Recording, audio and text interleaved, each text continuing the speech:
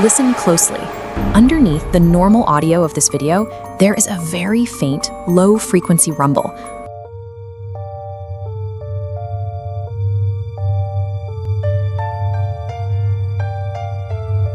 Hovering between 30 and 80 hertz.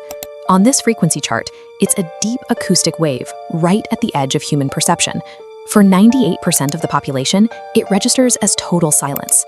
But for 2% of you, it sounds like a massive diesel truck idling right outside your window. If you are hearing it, your instinct is likely to look around the room. You might check the air conditioning, a running refrigerator compressor, or a buzz in your headphones. Most people find a source, flip a switch, and the noise stops. But for a fraction of the population, killing the main breaker does nothing. The rumble continues. When the source cannot be found and the noise cannot be stopped, the edges of reality start to fray. It usually starts at night. The house is completely quiet, but the droning persists. Sufferers recount frantic routines, unplugging the fringe, shutting off the HVAC system, killing the power to the entire house. They walk into their yards at 2 in the morning, standing in the cold, expecting the sound of an idling freight train to be obvious. Instead, they find empty streets. The vibration isn't coming from the neighbor's house. It's coming from everywhere. Humans are pattern-seeking machines. When our auditory system detects a potential threat, our brain demands that we locate it. We are hardwired to fixate on the noise until we can categorize it as safe. When no source exists, the brain is caught in an endless loop of hypervigilance. The terror of the hum lies in the realization that the noise isn't occupying the room. It's an interaction between the nervous system and the silence. This map shows the earliest documented clusters. We see a localized outbreak in Bristol, England in the 1970s, where hundreds reported a throbbing background noise. Decades later, a cluster emerged in Taos, New Mexico, drawing the attention of university researchers. After 2011, nodes began appearing in cities like Windsor and Auckland.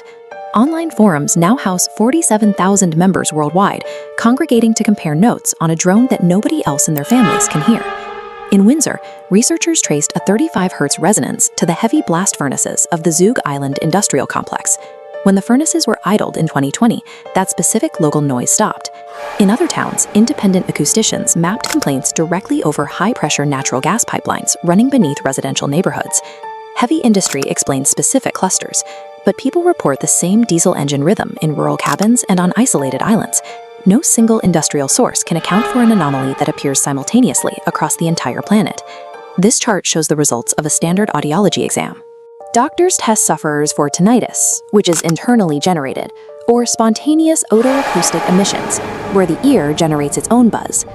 Consistently, the results show that hum hearers have clinically healthy hearing.